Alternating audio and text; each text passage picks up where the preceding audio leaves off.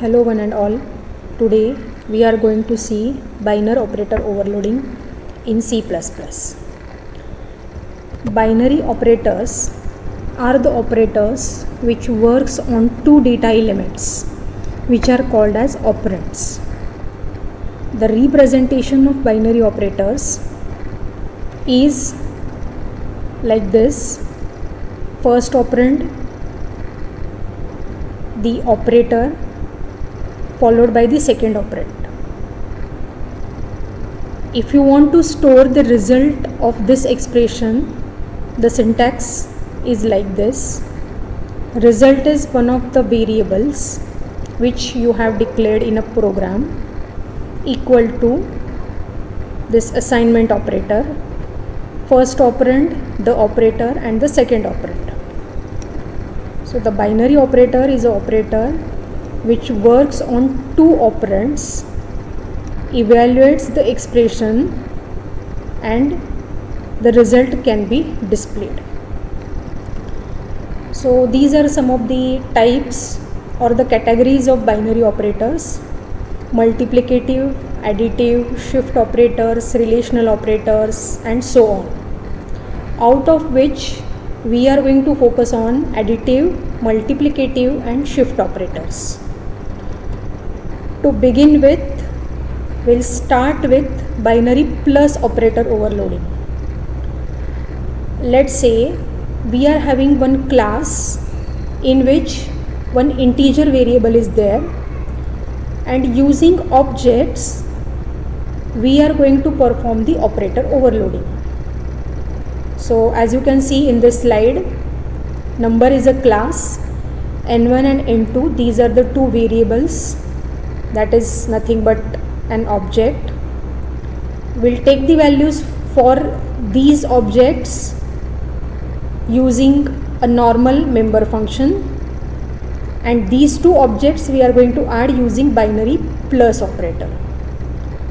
So whenever compiler comes to this particular line for the compilation, we'll check the syntax. The syntax is correct, then it will go for the data type. As n1 and n2 are the variables of user defined data type, it will check whether the corresponding definition is there or not for plus operator.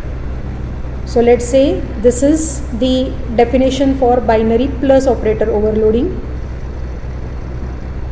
So how this line will be replaced, or how this line will give a call to this function, because over here there is no mention of the function name.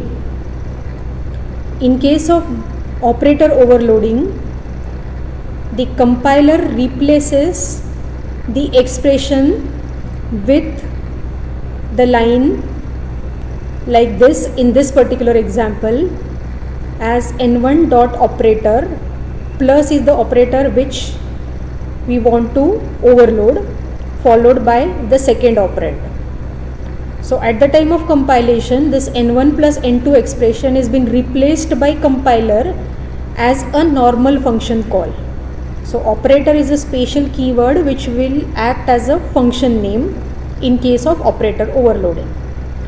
So in this particular example, n1 is implicitly passed to this function and n2 is passed as a parameter. That's why in case of binary operator overloading using member function, one parameter need to be passed, which is the second operand. The first operand is implicitly passed as a calling object. That's why the prototype is return type, operator, that is function name, the operator symbol which you want to overload, followed by class name and the object name. So let's proceed for the implementation. So this is the number class in which one integer variable is there. Get number and display, these are the two normal functions to take the value from the user and to display the result. Now we'll write the definition for operator overloading for plus operator. So operator plus, as the prototype says, the class name is number followed by object name. Now let's say the object name is n2. So this is the prototype. This is the prototype. Now let's begin with the definition. Time being, we are not going to return the result, so the return type is void.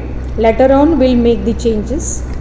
Void, class name is number, operator, the plus operator, class name number, and the variable name is n2. What we want? The addition of two numbers, that is n1 plus n2. So n1 plus n2 meaning n1 dot a plus n2 dot a. But in case of operator overloading, the first object is implicitly passed. So only we will use a plus n2 dot a. So this will be the addition. Now this addition as it is, we can display like this, or we can store this value in another object. So how we can do that?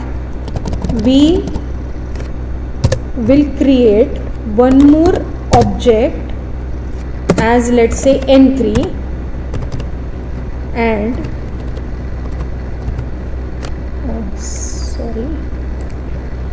n3 dot a is equal to a dot n2 dot a.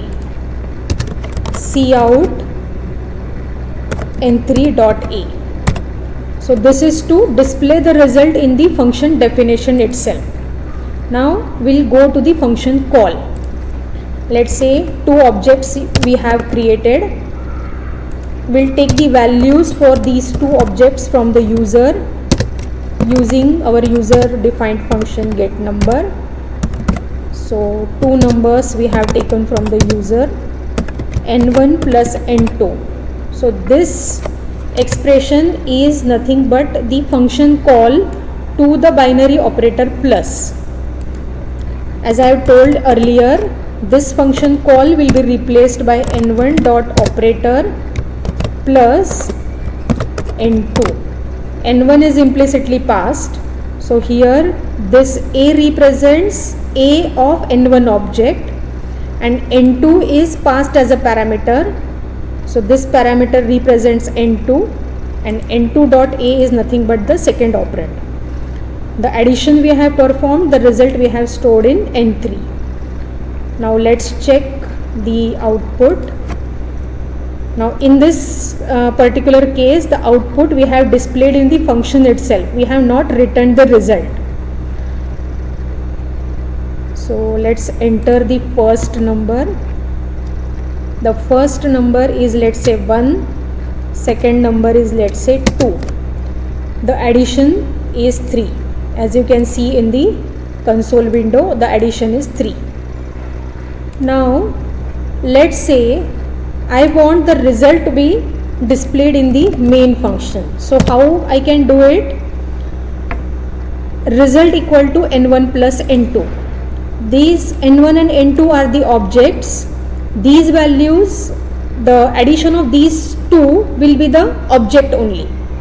So the data type of this result should be class. So I'll declare this result as a variable of a class, and then by using display I will display the result of addition. So this is about function call and storing the result after function returns from the execution. But some changes we need to do in the function definition and in the prototype also. So as the result we are storing in the variable, meaning we need to return also. So instead of displaying the result in the function, what we can do is we can say return object. So as we are returning this object, instead of void, its return type will be the class name, that is the data type. and in prototype also I need to do the changes. So the result we have written in the calling program, and the result is displayed using normal member function display. So let's execute the program and we'll see the result. So two numbers will enter. The first number is, let's say, 12, second is 23, and the result is 35. As you can see on the console window, result is 35. So this is about binary operator overloading, in which we have added the two objects using plus operator.